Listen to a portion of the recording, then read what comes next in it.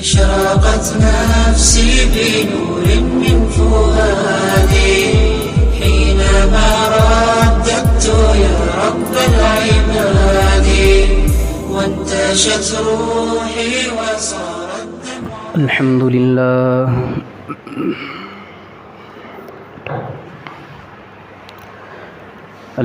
لله نحمده ونستعينه ونستغفره ونؤمن به ونتوكل عليه ونعوذ بالله من شرور أنفسنا ومن سيئات أعمالنا من يهده الله فلا مضل له ومن يضلله فلا هادي له ونشهد أن لا إله إلا الله وحده لا شريك له ونشهد أن سيدنا وسندنا ونبينا وحبيبنا ومولانا محمدا عبده ورسوله. أما بعد فقد قال الله تبارك وتعالى في كلامه المجيد والفرقان الحميد بعد أعوذ بالله من الشيطان الرجيم بسم الله الرحمن الرحيم.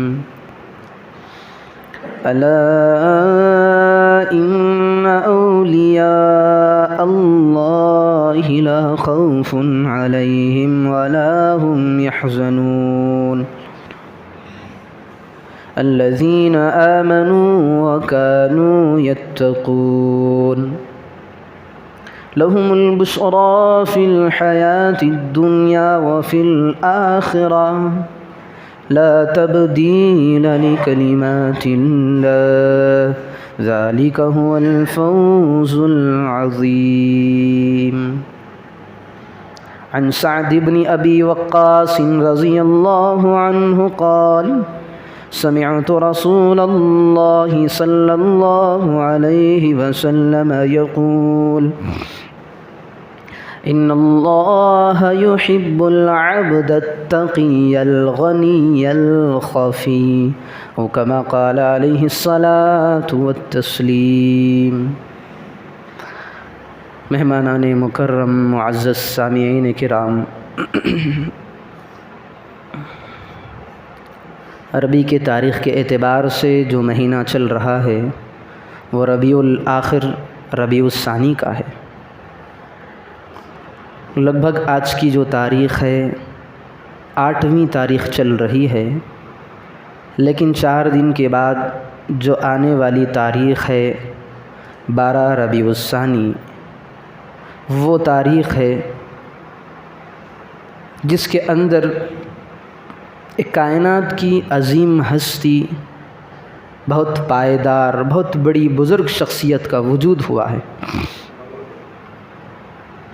یعنی پیران پیر عبد القادر جیلانی رحمۃ اللہ علیہ کا وجود 12 ربیع الآخر 12 ربیع الثانی میں ہوا ہے. یوں تو روایات مختلف ہیں، کسی بڑی شخصیت کی تاریخ ہو، ولادت ہو یا وفات ہو، اس سلسلے کے اندر کچھ تاریخیں اونچ نیچ ہو جاتی ہیں، لیکن کتب کے اندر لکھا ہے کہ 12 ربیع الاول یعنی 11 رسول اللہ صلی اللہ علیہ وسلم کی تاریخ ملتی ہے. 12 ربیع الثانی میں عبد القادر جیلانی رحمۃ اللہ علیہ کی تاریخ ملتی ہے. یوں تو جہاں پر بھی اولیاء کے ہو، صحابہ کے ہو، اللہ کے متقی بندے، نیک بزرگان دین کے حالات ہوں یا ان کے انوکھے واقعات ہو، بیان اس لیے کیے جاتے ہیں کہ اللہ تبارک و تعالیٰ نے دین اسلام کو مکمل کر دیا ہے. ایک تو اللہ کا پسندیدہ مذہب دین اسلام ہے، جسے اللہ یوں بیان فرماتا ہے ان الدین عند اللہ الاسلام، اسلام کو پسند کر دیا۔ مذاہب اور بھی تھے لیکن اللہ کے یہاں جو مقبول ہے، جو اللہ کے یہاں پسندیدہ ہے، اللہ نے اسلام کا انتخاب کیا۔ پھر اسلام کو پسند کرنے کے بعد اللہ نے مہر بھی لگا دی کہ اب قیامت تک آنے والا انسان اگر اس نہج پر چلے گا جو میں نے قائم کی ہے، اسلام کو پسند کیا ہے، اگر اس کے اندر پلے گا، بڑھے گا اور وفات بھی اسی کی اسی پر ہوگی تو میں اسے نجات دے دوں گا۔ پھر اللہ نے مہر بھی لگا دی، الیوم اکملت لکم دینکم، اب سے لے کر کے قیامت تک دین اسلام ہی اب مقبول رہے گا، اس کے علاوہ کوئی دین مقبول نہیں ہے۔ اب اسلام کو اللہ نے مکمل کر دیا، نبی کو بھیجا تھا تو اللہ تبارک و تعالیٰ نے نبی کو بھی بلا لیا۔ اب قیامت تک اس اسلام کو باقی رہنا ہے، اسلامی کلچر کو برقرار رہنا ہے، اسلامی قوانین کو برقرار رکھنا ہے، تو اللہ تبارک و تعالیٰ نے ایک ترتیب بنائی، ایسا نظم بنایا کہ لوگ پیدا بھی ہوتے رہیں۔ انبیاء تو اللہ نے بھیجا تھا، واپس بلا لیا۔ اب دنیا کے اندر جہالت بھی عام ہے، تو اللہ تبارک و تعالیٰ نے ایک ترتیب بنائی کہ عام لوگوں کے اندر نبی تو نہیں آئیں گے، تو میں ایسے مقرب بندوں کو بھیجتا رہوں گا جہاں پر دین اسلام کے اندر کجی ہوگی، ٹیڑھا پن ہوگا، کچھ کمیاں خامیاں ہوں گی، تو اللہ تبارک و تعالیٰ نے ان کے ذریعے سے پورا کرتا گیا۔ اور امت ان کے راستوں کو دیکھ کر، ان کے نہج کو دیکھ کر تربیت حاصل کرتی رہی، اپنی اصلاح کرتی رہی۔ یہ دیکھیں، اصلاح سے کوئی آدمی بھی چھوٹا ہوا نہیں ہے، کتنا بھی بڑا محدث ہو، مدقق ہو، بڑا اولیاء اس کا شمار ہوتا ہو، لیکن کوئی بھی آدمی کتنے درجے کا بڑا بھی ہو، یہ نہیں کہہ سکتا کہ میں ولی کامل ہوں۔ لوگ تو مانتے ہیں کہ ولی کامل ہے، لیکن وہ خود اپنے آپ کو نہیں مانتا کہ میں ولی ہوں۔ اتنا تو جانتا ہے کہ میں اسلام پر میرا عمل ہو رہا ہے، سب کچھ کر رہا ہے، لیکن وہ بھی یہ سمجھتا ہے کہ موت تک میری بھی اصلاح ضروری ہے۔ تو اللہ تبارک و تعالیٰ نے اس نظام کو دنیا کے اصلاح کے لیے انبیاء کو بھی بھیجتا رہا، صحابہ کو بھیجا، تابعین کو بھیجا، تابعین کو بھیجا، اولیاء اللہ کو بھی بھیجا، اللہ نے اپنے مقرب بندوں کو بھی بھیجا۔ جو اللہ کے مقرب بندے ہیں، بڑی مشہور ہستیاں ہیں، ان میں ایک نام عبد القادر جیلانی رحمۃ اللہ علیہ کا بھی آتا ہے۔ لقب امت نے ان کو پیران پیر دیا، یعنی پیروں کے بھی پیر ہیں، مہا پیر ہیں۔ اب دیکھیں یہ کہ اللہ تبارک و تعالیٰ نے جو انہیں رتبہ دیا ہے، وہ رتبہ انہیں ملا کیسے ہے؟ میں بھی انسان ہوں، آپ بھی انسان ہیں، وہ بھی انسان تھے، لیکن مقام ساروں کے الگ الگ ہیں۔ کوئی اسلام پر بھرپور چل رہا ہے، کوئی کمی پر چل رہا ہے، کوئی درمیانہ انداز پر چل رہا ہے۔ اللہ نے جو انہیں وہ لقب دلوایا ہے، اللہ نے جو منصب دیا ہے، جو مرتبہ دیا ہے، جو مقام دیا ہے، جو بلندی دی ہے، کس بات پر عطا کی ہے؟ تو خود قرآن کہتا ہے، الا ان اولیاء اللہ لا خوف علیہم ولا هم يحزنون الذین آمنوا وكانوا يتقون۔ صرف ان کے اندر ایک بات تھی جس بنا پر اللہ تبارک و تعالیٰ نے انہیں اپنے مقربین میں ان کا شمار کر لیا، الذین آمنوا وكانوا يتقون۔ ان کے اندر کوئی دوسری چیز نہیں تھی، بس ایک چیز تھی، اٹھتے بیٹھتے چلتے بس اللہ کا ڈر اور خوف ان کے اندر تھا، جسے تقویٰ کہتے ہیں۔ تقوی کی بیس پر، تقوی کی بنیاد پر اللہ تبارک و تعالیٰ مراتب کو بیان کرتا ہے، مراتب اور بلندیاں عطا فرماتا ہے۔ حضرت سعد بن ابی وقاص رضی اللہ عنہ، حضرت عمر بن خطاب رضی اللہ عنہ کہتے ہیں کہ ایک مرتبہ اللہ کے رسول صلی اللہ علیہ وسلم نے فرمایا، بات چیت چل رہی تھی، صحابہ سے گفتگو ہو رہی تھی، اللہ کے رسول صلی اللہ علیہ وسلم نے فرمایا، ایسے بندے بھی ہیں دنیا کے اندر، ایسے بندے بھی ہوں گے، قیامت کا منظر ہوگا، اللہ تبارک و تعالیٰ انبیاء کے جوڑوں کو ایک طرفہ کر دے گا، ایک کنارے پر بٹھا دے گا، شہداء بھی ہوں گے، بڑے بڑے پہنچی ہوئی ہستیاں بھی ہوں گی۔ اگر اس کائنات میں، اس دھرتی میں سب سے بڑی معزز ہستی کوئی ہے تو وہ انبیاء کی ذات ہے۔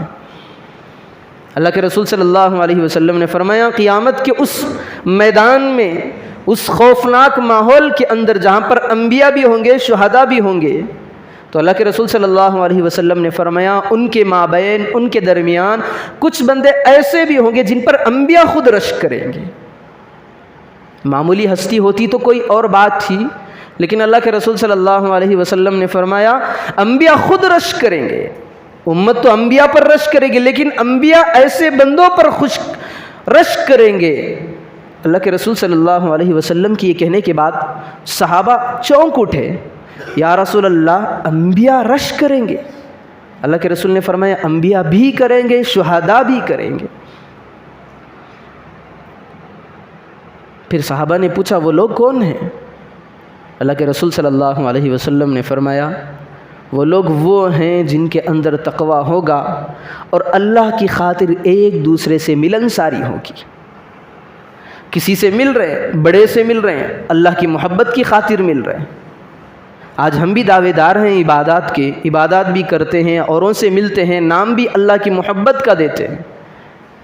ہم تو مل اس لیے رہے ہیں کہ اس کے پاس مال ہے، دنیاوی مفادات ہیں، یا کوئی دنیا کی غرض ہے جس کے ہم اس کے ساتھ دوستی بنا کر کے، جس کے ساتھ ہم ہاتھ ملا کر کے کام کر رہے ہیں، نام تو اللہ کی محبت کا دے رہے ہیں۔ تو اللہ کے رسول صلی اللہ علیہ وسلم نے فرمایا ایسے بندے پر انبیاء رشک کریں گے، شہداء رشک کریں گے، جو دنیا کے اندر آدمی رہ کر کے ایک دوسرے سے جب بھی ملتا، صرف دین اسلام کی بنیاد پر ملتا، اللہ اور اس کے رسول کی بنیاد پر اس کی ملاقات ہوتی کہ بھائی راستے میں جا رہا ہے، نماز نہیں پڑھ رہا ہے، کوئی اسلامی کلچر یا اسلامی تہذیب و تمدن اس کے جسم سے نظر نہیں آ رہی، پھر بھی آگے بڑھ کر سلام کر رہا ہے، کیونکہ میرا مذہب اس کے مذہب سے میل کھاتا ہے، جس مذہب پر میں قائم ہوں اسی مذہب پر اس کا گزارا ہے۔ تو اللہ تبارک و تعالیٰ کو یہ ادا اتنی پسند آتی ہے، اتنی پسند آتی ہے کہ اللہ تبارک و تعالیٰ کل قیامت کے دن انبیاء کو رشک کروائیں گے ان لوگوں پر۔ تو آج جو بڑے بڑے اولیاء اللہ ہیں، ان کا جو بنیادی مقصد تھا، جو بنیادی کام تھا، وہ تقوی ہے۔ تقوی کے بیس پر ان کے مراتب بلند کیے گئے ہیں۔ یعنی حضرت عبد القادر جیلانی رحمۃ اللہ علیہ کا بہت سارے سینکڑوں کے واقعات ہیں، لیکن چھوٹی سی چھوٹی بات پر تقوی اختیار کرنا، ایسی واقعات بہت سارے ہیں۔ ایک مرتبہ جا رہے تھے، کبھی ندی کے کنارے جا رہے تھے، روزے کی حالت میں تھے، افطاری کا وقت ہوا تو بھوک لگی۔ اب راستے میں جا رہے ہیں، نہر کے کنارے دیکھا کہ کچھ کھانے کو مل جائے۔ ایک راستے میں ندی کے کنارے پر سیب بہتا ہوا نظر آ گیا۔ بھوک بھی ستا رہی تھی، روزہ اوپر سے تڑپا رہا تھا، تو گئے سیب اٹھا کر انہوں نے کھا لیا۔ کھانے کے بعد ان کے دل و دماغ کے اندر یہ خیال پیدا ہوا کہ بھائی میں نے تو سیب کھا لیا ہے، اب پتہ نہیں کہ اس کا مالک کون ہے، میں مالک کی اجازت کے بغیر میں نے سیب کو کھا لیا۔ کیونکہ اللہ کے رسول صلی اللہ علیہ وسلم کا ارشاد ہے جو بندہ مشتبہ چیزوں سے بچتا ہے اللہ تبارک و تعالیٰ اسے حرام لقموں سے اس کی پیٹ کی حفاظت کرتے ہیں۔ ایک مرتبہ اللہ کے رسول صلی اللہ علیہ وسلم گھر کے اندر داخل ہوئے، دیکھا کہ کھجور پڑا ہے۔ اللہ کے رسول صلی اللہ علیہ وسلم نے اس کھجور کو اٹھانا چاہا، لیکن یہ سوچا کہ میں کھجور اٹھاؤں گا تو نامعلوم اگر میرے گھر میں کہیں سے صدقے کا مال آ گیا ہے، لیکن صدقہ مجھ پر حرام ہے، تو اللہ کے رسول صلی اللہ علیہ وسلم نے اس کھجور کو اٹھایا نہیں، کیونکہ اللہ کے رسول صلی اللہ علیہ وسلم نے یہ سوچا یہ مشتبہ ہے، پتہ نہیں یہ کھجور ایسے ہی تحفے میں آیا ہے یا کسی نے صدقہ دیا ہے۔ تو اللہ کے رسول صلی اللہ علیہ وسلم نے صرف اشتباہ کی بنیاد پر اس کھجور کو چھوڑ دیا۔ تو یہ انہوں نے بھی سیب کھا لیا۔ اب انہیں احساس ہوا کہ میں نے تو مالک کی اجازت کے بغیر میں نے سیب کھا لیے۔ اب ڈھونڈتے پھرے چلے راستے میں ایک سیب کے باغات لگے ہوئے تھے۔ دیکھا کہ بھائی اس کی ٹہنیاں بھی ندی کے اندر لٹکی ہوئی پڑی ہیں۔ پھر پاس میں گئے، تھوڑی دیر کے بعد ایک جھونپڑی تھی، وہاں پر ایک ضعیف العمر شخص بیٹھے ہوئے تھے۔ پوچھا کہ حضرت آپ مالک ہیں اس کے؟ انہوں نے بتایا کہ نہیں بھائی میں تو 20 سال سے کام پہ لگا ہوا، جاؤ مالک کا گھر فلاں جگہ ہے، ایڈریس انہوں نے بتا دیا۔ عبد القادر جیلانی رحمۃ اللہ علیہ نکل پڑے، تلاش کرتے گئے، مالک کو ڈھونڈ لیا۔ مالک سے کہا کہ حضرت ایک آپ سے درخواست ہے، میں سارا واقعہ سنایا کہ ایسے بھوک کی شدت تھی، روزے کی حالت میں تھا، افطار کو کچھ مل جاتا تو غنیمت تھی، میں نے دیکھا کہ سیب کھا لیا، اب مجھے اس بات کا احساس ہوا ہے کہ پتہ نہیں سیب کس کا ہے، تو میں تلاش کرتے آپ کے پاس پہنچ گئی ہوں، آپ مجھے معاف کر دیں یا تو اس کی رقم لے لیں۔ اب مالک نے کہا کہ بھائی میں نہ تم کو معاف کروں گا اور نہ ہی سیب کی قیمت وصول کروں گا، بس 2 شرطیں، 2 شرطوں پر تمہاری معافی کا پروانہ تمہیں مل سکتا ہے۔ عبد القادر جیلانی رحمۃ اللہ علیہ نے اس کو ایکسیپٹ کر لیا۔ ہاں جی بتائیں۔ انہوں نے سوچا کہ چھوٹی موٹی چیزیں ہوں گی، مان لوں گا، کیا حرج ہے۔ تو مالک باغ کا جو مالک تھا اس نے کہا کہ میرے یہاں پہلی شرط تو یہ ہے کہ 1 سال میرے باغ میں خدمت کرنی ہوگی، پھر دوسری یہ کہ میری ایک بیٹی ہے جو اندھی بھی ہے، بہری بھی ہے، گونگی ہے، اس سے نکاح۔ کون آدمی اس طرح کر سکتا ہے؟ اگر میں اور آپ ہوتے تو سیب کے کچھ روپے آنے بھرکاتے، ایسے ہی اس کے سامنے پھینک دیتے، لے تیرے پیسے، تیرے سیب کے، میں گیا۔ لیکن ان کے اندر تقویٰ دیکھیں، انہوں نے سوچا 1 سال کی مدت میں یہ کام کروں، اس سے بڑھ کر ہے کہ میں اللہ کے سامنے اس کا حساب دے دوں۔ 1 سال کی خدمت کرنا یہ میرے سامنے کوئی معنی نہیں رکھتا۔ اللہ کی پکڑ تو اس سے بہت خطرناک چیز ہے۔ ان بطش ربک لشدید، اللہ جب پکڑ کرنے پہ آتا ہے تو انبیاء کو نہیں بخشتا، تو میری کیا حالت ہوگی۔ تو انہوں نے مان لیا کہ میں آپ کے باغ کے اندر 1 سال خدمت کرنے کے لیے بھی تیار ہوں، پھر آپ کی بیٹی سے نکاح کرنے کے لیے بھی تیار۔ وہ ان کے ساتھ ہو لیے، 1 سال کا عرصہ ہو گیا، خدمت کرتے رہے، ایک شرط تو پوری ہو گئی۔ پھر جب دوسری باری کی نوبت آئی کہ ان کی لڑکی سے شادی کرنے کا، نکاح بھی ہو گیا، اب لڑکی کو تو دیکھا نہیں۔ جو باغ کا مالک تھا اس نے کہا کہ تمہارا نکاح تو ہو گیا ہے، فلاں محل کے اندر جاؤ، وہاں پر ایک لڑکی ہے، گونگی ہے، بہری ہے، اندھی ہے، اس سے میں نے تمہارا نکاح کر دیا ہے، میری وہ لڑکی، جاؤ اپنی دلہن کے ساتھ۔ اب یہ گئے محل کے اندر، جس کمرے کی رہنمائی کی گئی تھی اس کمرے کے اندر داخل ہوئے، دیکھا تو چاند سے زیادہ حسین اور خوبصورت لڑکی بیٹھی ہے، آنکھوں کی بینائی بھی ہے، بول بھی رہی ہے، سن بھی سکتی ہے۔ فوراً جس قدم سے یہ گئے تھے الٹے اسی قدم سے واپس آ گئے، آ کر کے مالک کے پاس شکایت کرنے لگے، آپ تو مجھے ایسی لڑکی کا ایڈریس بتائے تھے، وہ تو گونگی ہوگی، بہری ہوگی، دیکھ نہیں پائے گی، بول نہیں سکے گی، وہاں پر تو اتنی حسین خوبصورت لڑکی بھی بیٹھی، وہ تو دیکھ بھی رہی ہے۔ تو انہوں نے کہا جس عورت سے تمہارا نکاح ہوا ہے وہی وہ لڑکی میری بیٹی ہے۔ میں نے کہا تھا کہ وہ آنکھوں سے اندھی ہے، بول نہیں سکتی، گونگی ہے، بہری ہے، سن نہیں سکتی۔ تو باپ نے بتایا کہ وہ لڑکی میری ہے، اس نے آج تک کسی غیر محرم کو اپنی آنکھوں سے نگاہ اٹھا کر کے نہیں دیکھا، اندھی ہے، گونگی ہے، کسی آج تک اس نے جب سے ہوش سنبھالا ہے کسی غیر مرد سے کلام نہیں کیا ہے، بہری ہے، آج تک اس نے کسی غیر مرد کی آواز الجھن میں پڑھ کر نہیں سنی ہے۔ سیب کھانے کا تقویٰ اللہ تبارک و تعالیٰ نے اتنا بڑا انعام دے دیا، ان کی ایک ادا کو اللہ تبارک و تعالیٰ نے اتنا پسند کیا کہ اس واقعے کو اللہ نے دنیا بھر میں پھیلا کر کے ان کا ایک مقام دلوا دیا کہ متقی میرے بندے آج بھی دنیا کے اندر ایسے ہیں جنہیں دیکھ کر امت کو رہنمائی حاصل کرنی پڑتی ہے، انہیں دیکھ کر اپنی اصلاح کرنے کی ضرورت ہے، تربیت کرنے کی ضرورت ہے۔ اتنے بڑے ولی اللہ ہونے کے ساتھ ساتھ، عبادات گزار ہونے کے ساتھ ساتھ، تہجد کے پابند، ہر چیزوں کے پابند تھے۔ ایک مرتبہ فجر کی نماز سے پہلے اٹھے، تہجد کا وقت تھا، اپنے نوکر سے کہا کہ بھائی وضو کے لیے پانی رکھ دو، ایک متعین جگہ تھی وہاں پر گئے۔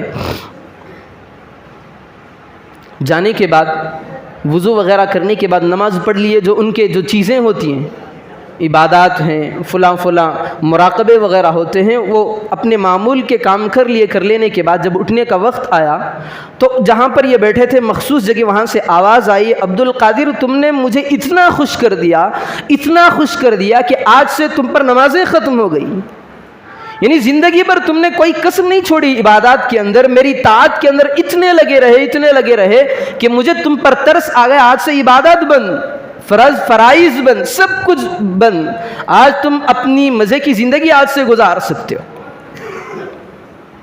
عبد القادر جیلانی رحمۃ اللہ علیہ جیسے ہی وہ آواز کان میں آئی تو انہوں نے کہا لا حول ولا قوت الا باللہ، اعوذ باللہ من الشیطان الرجیم۔ یہ تو خدائی آواز نہیں ہو سکتی، یہ تو شیطانی وساوس ہیں، شیطان کی آواز ہے۔ جب اللہ نے عبادات کو بند اگر کرنا چاہتا تو انبیاء سے بند کروا دیتا۔ اللہ کی عبادات سب سے دنیا بھر میں جس بندوں نے کی ہے وہ انبیاء نے کی ہے۔ انبیاء اتنی عبادتیں کی ہیں، اتنی عبادتیں کی ہیں، اگر اللہ کسی کو عبادات معاف کرتا، فرائض کو معاف کرتا تو انبیاء کی ذات کو معاف کرا دیتا، لیکن میرے نبی موت تک نمازیں پڑھتے رہے، یہ مجھے یہ کہہ رہا ہے کہ نماز بند ہے۔ تو انہوں نے سمجھ لیا کہ یہ شیطان ہے۔ کہا مردود میں تجھے پہچان چکا ہوں، تو شیطان ہے۔ اللہ نے جب نمازیں انبیاء پر معاف نہیں کی تو مجھ سے سے گنہگار پر نمازیں کہاں سے معاف ہو سکتی ہیں؟ تو شیطان کی آواز تھی۔ پھر شیطان نکل آیا، نکل کر کے کہا جیلانی تم تو بچ گئے، تم تو بچ گئے، کس بیس پر بچ گئے؟ تم کو تو تمہارے علم نے بچا لیا۔ پھر عبد القادر جیلانی رحمۃ اللہ علیہ نے کہا ارے ملعون، مجھے میرے علم نے نہیں بچایا ہے، اللہ کا فضل مجھ پر ہوا، اللہ کی عنایت ہوئی، اللہ کی مہربانی، اس کے بعد جا کر میں نے تیرے جال میں پھنسنے سے اللہ بچا لیا ہے۔ اگر مجھے علم بچا لیتا تو مجھ سے بڑا عالم تو تھا، شیطانوں کے ساتھ تو، فرشتوں کے ساتھ تو رہا کرتا تھا، تیرا علم تجھے کیوں اتار کر کے جنت سے دنیا میں پھینک دیا ہے؟ تو اتنے بڑے ہونے کے باوجود انہوں نے کیا کہا؟ میں تیرے جھانسے میں پھنسنے والا نہیں ہوں، میں تیرے گل کے اندر اٹکنے والا نہیں ہوں، کیونکہ بات یہ اللہ کی نہیں ہو سکتی، یہ تو تیری ہے۔ پیران پیر عبد القادر جیلانی رحمۃ اللہ علیہ نے تمام عبادات گزاروں کو ایک نمونے کے طور پر بتا دیا کہ دنیا میں جب تک رہو عبادات کسی سے معاف نہیں ہے۔ آج کل بھی پیر بن کر کے بیٹھے ہیں، مرشد بنے بیٹھے ہیں، بابا جی بن کر کے بیٹھے ہیں، کہتے ہیں کہ نماز کے اوقات میں ہم کعبے کے پاس جاتے ہیں، نماز ہم مطاف کے سامنے جا کر کے پڑھتے ہیں، نماز ہم مدینہ میں پڑھ لیتے ہیں، کھانا یہاں کھاتے ہیں۔ بھئی یہ کون سی شیخی ہے؟ اللہ کے رسول نے ایسی تعلیم تو نہیں دی ہے۔ اللہ کے رسول بھی رہبر تھے، اللہ کے رسول بھی تزکیہ کرنے والے تھے، اللہ کے رسول صلی اللہ علیہ وسلم نے بھی تصوف کی ہے، ایسی تصوف کی ہے، ایسی تصوف کی ہے کہ اللہ کے رسول صلی اللہ علیہ وسلم نے صحابہ کے دلوں سے غلاظت کو نکال کر کے، دنیا کو نکال کر کے پھینک کر اللہ کے نور کو ان کے اندر مضبوطی سے تھما دیا ہے۔ اللہ کے جو علم ہے اس کے اندر صحابہ کے دلوں کے اندر مضبوطی سے ٹھونس دیا ہے۔ دنیا کے حالات صحابہ پر آئے، صحابہ مڑنے والے نہیں تھے، کیسے کیسے حالات آئے، سونا آیا ان کے پاس، مال کی فراوانی آ گئی، لیکن صحابہ رضی اللہ عنہم اجمعین نے کبھی اس کی طرف التفات نہیں کیا، توجہ نہیں کی۔ جیسے صحابہ اللہ کے رسول صلی اللہ علیہ وسلم کی حیات کے وقت تھے، جو حالات صحابہ کے تھے، اللہ کے رسول دنیا سے چلے گئے، وہ حالات ویسے ہی ان کی زندگیوں کے اندر برقرار رہے۔ ملک شام جو تھا آج نہیں ہے، جو تھا آج وہ 36 ممالک بن چکے ہیں، اس کے ٹکڑے ٹکڑے ہو کر کے 36 ممالک بن گئے۔ ایسا 36 ممالک کا ملک شام جو حضرت عمر بن خطاب رضی اللہ عنہ نے گورنر کا انتخاب کیا تو حضرت ابو عبیدہ ابن الجراح رضی اللہ عنہ پر نظر پڑی۔ ابو عبیدہ ابن الجراح رضی اللہ عنہ کو ملک شام، اس وقت کے ملک شام کا گورنر بنا دیا۔ اگر آج کا کوئی گورنر ہوتا بڑے بڑے ملکوں کا تو وہی راجہ ہوتا، وہی اپنے آپ کو خدا سمجھنے لگتا کہ بھئی میرے پاس اتنا مال ہے، اتنے خادم ہیں، اتنے نوکر ہیں، میرے پاس کسی چیز کی کمی نہیں، سب کچھ میں ہی کرنے والا ہوں۔ دیکھیں صحابہ کے زندگیوں کو دیکھیں، نبی نے جو تربیت ان کی ہے، نبی نے جو ان کی اصلاح کی ہے، اس بات سے اندازہ لگائیں کہ کیسے ان کے دل کے اندر سے دنیا نکل چکی تھی، دنیا کو لات مار چکے تھے، دنیا کو پیٹ پیچھے گرا دیے تھے۔ ایک وقت آیا حضرت عمر بن خطاب رضی اللہ عنہ نے پوچھا کہ بھائی میں نے تم کو گورنر بنا دیا ہے، میں ایک دورہ کرنا چاہتا ہوں، مجھے آپ یہ بتائیں کہ آپ کا مکان کس حصے میں ہے، کہاں پر ہے، مجھے بتا دیں، میں دیکھنا چاہتا ہوں۔ حضرت ابو عبیدہ ابن الجراح رضی اللہ عنہ گورنر ہیں، بادشاہ ہیں، انہوں نے کہا امیر المؤمنین آپ میرے مکان کو نہ دیکھیں، آنسوں کے علاوہ کچھ آپ کو نہیں ملے گا۔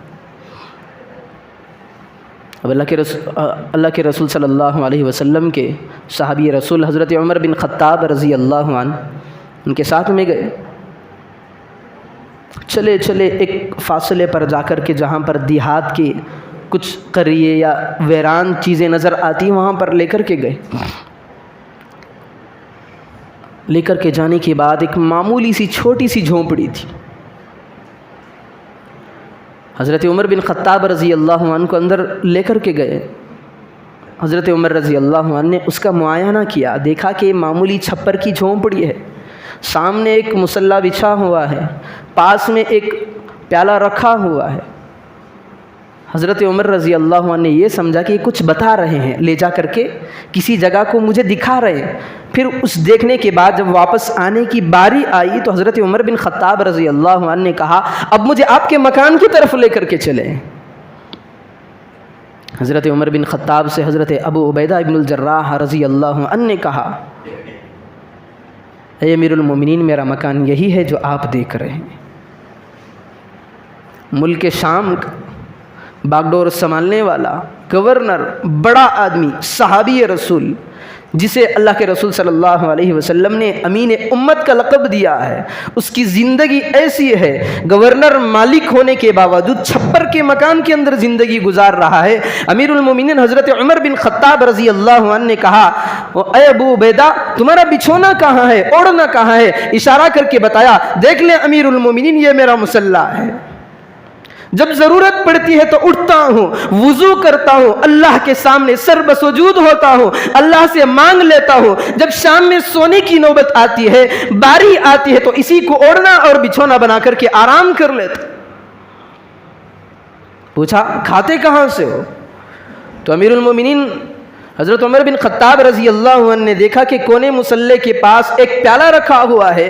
بتایا انہوں نے، حضرت ابو عبیدہ ابن الجراح رضی اللہ عنہ نے بتایا کہ امیر المؤمنین 8 دن میں ایک مرتبہ ایک روٹی بنانے والی عورت میرے پاس آتی ہے، 8 دن کی روٹیاں دے کر کے جاتی ہے. میرا معمول یہ ہے کہ ایک روٹی اٹھاتا ہوں، اس پیالے کے اندر بھگو کر کے رکھتا ہوں، صبح سے اس میں سے کھاتا ہوں، شام کھاتا ہوں تو اسی میں سے کھاتا ہوں. 8 دن تک میری روزی کا انتظام اللہ نے اس طرح بنا کر کے رکھا ہے. دنیا کے مالکوں کے بڑے بڑے ملکوں کے مالک ہیں، اس کے باوجود انہوں نے پارسائی کو اختیار کیا، دنیا کی طرف کوئی نظر التفات نہیں کیا، توجہ نہیں دی، کیونکہ انہیں معلوم تھا اگر میں آج عیش کے اندر زندگی بسر کروں گا، آرام کے اندر زندگی کو بسر کروں گا، عیاشی پہ اتر آؤں گا تو اللہ تبارک و تعالیٰ میرا گریبان نہیں چھوڑیں گے. پوچھیں گے تو نے مال کو لوگوں کے کہاں پہ لٹایا ہے؟ لوگوں کا مال تیرے پاس آتا رہا، تو اپنی عیاشی میں اس کو لگاتا رہا، اب حساب کون دے گا؟ اللہ کے رسول صلی اللہ علیہ وسلم نے ان کی تربیت ایسی کی تھی. ایک مرتبہ صحابہ کے سامنے مذاکرہ آخرت کا ہو رہا تھا، قیامت کا منظر ہو رہا تھا. اللہ کے رسول صلی اللہ علیہ وسلم نے کہا کہ میں دیکھ رہا ہوں سارے صحابہ جنت کے اندر داخل ہو رہے ہیں، عبد الرحمن تاخیر سے داخل ہو رہے ہیں جنت میں. اللہ کے رسول صلی اللہ علیہ وسلم نے وجہ بھی بتا دی کہ عبد الرحمن جو غربا مساکین تھے، فقراء صحابہ تھے، وہ حساب کتاب دے کر کے جنت میں داخل ہو رہے، لیکن عبد الرحمن 500 سال پیچھے کی جانب گیا ہے. وجہ اللہ کے رسول صلی اللہ علیہ وسلم نے یہ بیان فرمائی، عبد الرحمن کو جنت میں داخلے سے تاخیر ہو کیوں رہی تھی؟ اس لیے کہ وہ اللہ کے سامنے حساب دے رہا تھا اپنے سارے مال کی. صحابی کو حساب دینے میں اتنی دیر لگی کہ سارے فقراء صحابہ جتنے بھی تھے جنت میں داخل ہو گئے، عبد الرحمن لٹکے ہوئے ہیں، کیوں حساب دے رہے ہیں؟ حالانکہ ایسے صحابہ تھے جب دین کی خدمت کی باری آ جاتی ہے، اللہ کے رسول صلی اللہ علیہ وسلم اگر کچھ مانگ لیتے کہ بھائی اللہ کے دین کی حفاظت کرنی ہے، دشمنوں سے بچاؤ کے لیے ہمارے پاس کوئی مال نہیں ہے، کوئی چیزیں نہیں ہے، اگر مال جمع ہوگا تو ساری چیزیں ہم چھوٹی موٹی تیاری کر سکتے ہیں، جیسے ہی یہ سنتے تو صحابہ اپنے مال کو لٹا دیتے. اس کے باوجود اللہ تبارک و تعالیٰ کے یہاں وہ حساب کے وقت میں اتنی دیر سے جنت میں داخل ہو رہے ہیں، جبکہ فقراء پہلے ہی سے داخل ہو چکے ہیں. تو ان کے نقش قدم پر چلنے والے اللہ کے رسول صلی اللہ علیہ وسلم کے تربیت یافتہ یہی حضرت ابو عبیدہ ابن الجراح رضی اللہ عنہ تھے، جو اتنے سلطنت کے مالک ہونے کے باوجود ملک شام کے 36 ممالک کے جو آج کے حساب سے اس کی باغڈور سنبھالنے والے، روٹی کا بھگویا ہوا ٹکڑا صبح میں کھا رہا ہے، شام میں کھا رہا ہے، جو مصلی اسی کو اوڑھنا بنا رہا ہے، عبادت خانہ بھی وہی ہے، رب سے ملنے، رب سے باتیں کرنے کا جو جگہ ہے وہی مصلی ہے، اوڑھنا بچھونا بھی اسی میں ہو رہا ہے۔ تو اللہ کے رسول صلی اللہ علیہ وسلم نے امت کا تزکیہ بھی کیا ہے، تزکیہ اس طرح کیا ہے کہ دلوں سے صحابہ کے دنیا کی نفرت دلا دی، ایمان کو پیوست کر دیا، یقین کو بٹھا دیا، تقوی کو بٹھا دیا۔ یہ آفر قیامت تک کے لیے ہے۔ جو آدمی متقی بننا چاہتا ہے، جو آدمی اللہ کا مقرب بن چاہتا ہے، جو آدمی اللہ کا چہیتا بننا چاہتا ہے، قیامت تک کے لیے قرآن نے اس ٹرک کو، اس آفر کو بیان کیا ہے کہ ہر آدمی کے لیے آفر ہے جو بندہ تقوی اختیار کرتا ہے۔ الذین آمنوا وکانوا یتقون لہم البشری فی الحیاۃ الدنیا وفی الآخرہ لا تبدیل لکلمات اللہ ذلک هو الفوز العظیم۔ جو بندہ تقوی کو اختیار کرتا ہے سب سے بڑی کامیابی اس کی یہی ہے، فمن زحزح عن النار وادخل الجنۃ فقد فاز، جہنم کی آگ سے اسے بچا لیا جاتا ہے، جنت کے اندر اس کا داخلہ ہو جاتا ہے۔ جتنے پیر، جتنے اولیاء، جتنے قطب، جتنے بڑے بڑے فلاں درجے پر جو لوگ فائز ہیں، انہوں نے بس اس ٹرک کو، قرآن کی بات کو فالو کیا ہے۔ اب قرآن اٹھائیں، ہر جگہ پر آپ کو یہی ملے گا، تقوی اختیار کرو، تقوی اختیار کرو، اللہ تبارک و تعالیٰ فلاں چیز دے گا۔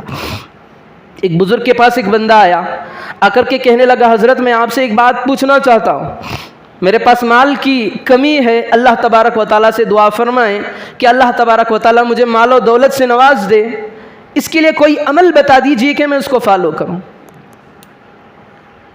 پہلا بندہ آیا تھا، اس نے کہا ہمارے یہاں قحط سالی ہے، بارش نہیں ہو رہی، انسان تو کیا جانور بھی تڑپ رہے ہیں کہ بارش ایک مرتبہ ہو جائے، کہیں سے آسمان پھٹ کر کے ہم لوگوں پر پانی برس پڑے، ہم یہ چاہتے ہیں آپ کوئی وظیفہ بتا دیں۔ بزرگ نے کہا استغفار کرو، اللہ تبارک و تعالیٰ بارش برسا دے گا۔ چلے گئے، مریدین پیچھے بیٹھے ہوئے ہیں۔ پھر ایک بندہ آیا، آ کر کے کہنے لگا، حضرت میں بھی آپ سے کچھ لینے کے لیے آیا ہوں، اللہ تبارک و تعالیٰ نے مجھے غربت کے اندر ڈال رکھا ہے، میں تو فلاں عبادتیں بھی کرتا ہوں، مجھے ایک ایسا نسخہ بتا دیں کہ میں مالدار ہو جاؤں۔ تو انہوں نے کہا استغفار کی کثرت کرو، اللہ تبارک و تعالیٰ مال سے بھی، مال و دولت سے بھی تمہیں نواز دے گا۔ وہ بھی چلے گئے۔ پھر ایک تیسرا آدمی آیا، آ کر کے کہا میری خواہش ہے، میری تمنا ہے کہ اللہ تبارک و تعالیٰ میری اولاد کو پھیلائے، تو مجھے ایک نسخہ بتا دیں، مجھے ایک عمل بتا دیں، میں اس کو لازم پکڑ لوں، پھر میری اولاد ہو جائے۔ تو انہوں نے کہا استغفار کی کثرت کرو۔ پھر اور ایک بندے نے کہا کہ دنیا کے جھمیلوں میں اٹکا ہوا ہوں، مصیبتوں کے اندر مبتلا ہوں،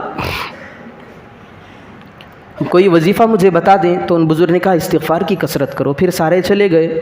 جانے کے بعد مریدین کا جو مجمع تھا، انہوں نے کہا حضرت ایک تعجب کی بات ہے، ہم دنیا کے اندر دیکھتے ہیں کسی کو بخار آتا ہے، کسی کو سر درد آتا ہے، الگ الگ بیماریاں ہیں، ڈاکٹر الگ الگ چیزوں کو تجویز کرتا ہے۔ کینسر کی بیماری میں کوئی آدمی گردوں کا انجیکشن نہیں لگاتا، کینسر کی بیماری کو کینسر کا انجیکشن لگوانا ہے۔ سر درد جس بندے کے اندر ہوتا ہے اسے سر درد کی انجیکشن لگوانی پڑتی ہے۔ آپ نے تو ہمیں تعجب میں ڈال دیا ہے، اولاد مانگنے کے لیے آیا، مال کی کثرت کے لیے آیا، بارش برسانے کے لیے آیا، آپ نے سب کو ایک ہی انجیکشن لگا کر کے بھیجا ہے۔ کون سا انجیکشن؟ استغفار کی کثرت۔ تو انہوں نے کہا ارے کمبختوں، بات میری نہیں ہے، قرآن پڑھو تمہیں سمجھ آئے گا۔ بات میری ہوتی تو اشکال تمہارا صحیح تھا، بات میری ہوتی تو تمہارا اعتراض صحیح تھا۔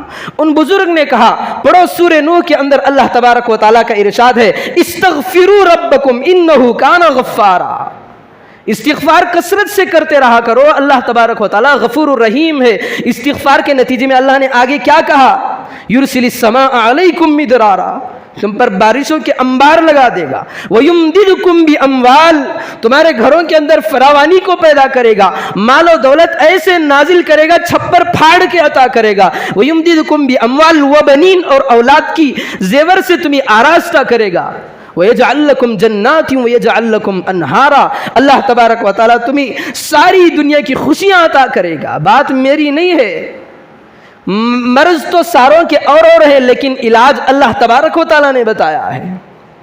تو متقیوں کا ایک خاص وصف یہ بھی ہے، اٹھتے بیٹھتے چلتے پھرتے، جس بارے میں ابھی بیان ہو رہا تھا. عبد القادر جیلانی رحمۃ اللہ علیہ کا ایک مقولہ ہے، ان کی ایک بات ہے، جو بندہ پریشان ہے اسے یہ بھی معلوم ہے کہ استغفار کرنے سے پریشانی ختم ہو جاتی ہے، پھر بھی پریشان ہے تو وہ کذاب ہے، جھوٹا ہے، کیونکہ اس نے اللہ کی بات پر یقین نہیں ہے اس کا، تو وہ کذاب ہے، کاذب ہے، جھوٹا ہے، مکار بھی ہے.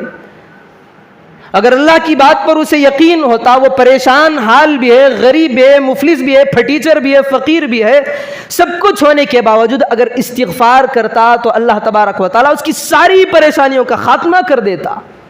تو ان کا قول ہے، جو بندہ استغفار نہیں کرتا اسے معلوم ہے استغفار کے اندر اتنی چیزیں ہیں اللہ تبارک و تعالیٰ نے پوشیدہ رکھی ہیں، پھر بھی وہ پریشانی کے عالم کے اندر زندگی گزار رہا ہے، تو عبد القادر جیلانی رحمۃ اللہ علیہ نے کہا کہ یہ جھوٹا ہے، کذاب ہے. تو ہم بھی ان بزرگان دین کی ہستیوں کو دیکھ کر ان کے نقش قدم پر چلنے والے ہیں. آج دیکھیں، جب بھی بات آتی ہے عبد القادر جیلانی رحمۃ اللہ علیہ کے، ان کے چرچے ہونے لگتے ہیں، ہر عام خاص ہر زبانوں پر انہی کے چرچے. ہمیں پتہ بھی نہیں کہ ان کا مسلک کون سا ہے، یہ نہ حنفی مسلک کے ہیں نہ شافعی مسلک کے ہیں، بلکہ جو ان کا مسلک ہے یہ حنبلی مسلک کے ہیں. حنبلی مسلک کے ہونے کے باوجود ہر آدمی، دنیا کا ہر مسلک کا آدمی ان کا جب بھی نام آتا ہے اپنے سر پر ہاتھ پکڑ کر کے بیٹھ جاتا ہے. ان کا نام ان گندی ناپاک زبانوں سے ہم لینے کے قابل بھی نہیں ہیں. مسلک تو ان کا حنبلی ہے. اللہ تبارک و تعالیٰ نے کتنا اونچا کیا. ان کے اندر خاص وصف یہی تھی کہ زندگی کے ہر موڑ پر انہوں نے تقوی کو اختیار کیا ہے، ہر ہمیشہ. اور جب آدمی کا تقوی بنتا ہے، جو سب سے پہلی بنیادی چیز ہے، جب بندہ کثرت سے استغفار کرتا ہے تو اللہ تبارک و تعالیٰ اس درجے پر اسے پہنچانا سیڑھیاں پیدا کر دیتا ہے. اور ایک بات یاد رکھیں، جب بندہ استغفار اسی وقت کرتا ہے جب اللہ چاہتا ہے، جب اس کے دل کے اندر خوف ہوتا ہے، کیونکہ بھائی میں نے ایسا کام کر لیا، لوگ تو دیکھے نہیں ہیں، اللہ تو دیکھ رہا ہے، فوراً اس کی زبان سے نکلتا ہے استغفر اللہ الذی لا الہ الا هو الحی القیوم واتوب الیہ، تو اللہ تبارک و تعالیٰ تقوی کی ایک سیڑھی اس کے اندر داخل کر دیتا ہے. جب استغفار کی کثرت ہوتی رہتی ہے تو یہ متقیوں کی فہرست کے اندر شامل ہوتا ہے. جیسے ہم قرآن نے بتایا، احادیث نے کے اندر ذخیرے کے اندر موجود ہے، بندہ اگر اس پر فالو کر کے زندگی گزار لے تو قیامت تک ان بزرگ ہستیوں کے نام جیسے ہیں عبد القادر جیلانی فلاں فلاں، اللہ تبارک و تعالیٰ ان کے ناموں کے ساتھ ہمارا بھی نام شمار کر سکتا ہے، بشرطے کہ جیسے انہوں نے زندگی قرآن کے مطابق گزاری، احادیث کو فالو کیا، اس طریقے سے ہم بھی اگر زندگی گزار لیں تو ہمارا بھی اللہ تبارک و تعالیٰ ان مقدس ہستیوں جیسا مقام عطا سکتا ہے. میں نے یہ پہلے ہی بتا دیا تھا کہ یہ آفر قیامت تک آنے والے نسلوں کے لیے ہے. تو ان کا جو بنیادی مقصد ہے یہ تقوی اختیار کرنا ہے. تقوی سے انہوں نے اتنے درجوں کو پایا ہے. اللہ تبارک و تعالیٰ سے دعا فرمائیں کہ اللہ تبارک و تعالیٰ ہم تمام کو بھی ان مقدس ہستیوں جیسا ان کا رہن سہن تھا، قرآن پر ان کا عمل تھا، احادیث پر ان کا عمل تھا، اللہ تبارک و تعالیٰ ان جیسی ان ہستیوں کی جو انہوں نے زندگی گزارا ہے، ان کی زندگیوں کو ہمیں ایک تربیت کی خاطر ایک سبق لے کر کے اللہ تبارک و تعالیٰ ہماری زندگیوں کو بھی ایسا بنائے. اور جتنے بھی اللہ تبارک و تعالیٰ کے قرآن کریم میں جتنے بھی اللہ تبارک و تعالیٰ نے عمل کرنے کو کہا ہے، اللہ کے رسول صلی اللہ علیہ وسلم نے جن جن چیزوں پر زور دی ہے، اللہ تبارک و تعالیٰ ان تمام چیزوں پر ہمیں عمل کرنا نصیب فرمائے. آمین. وآخر دعوانا ان الحمد للہ رب العالمین.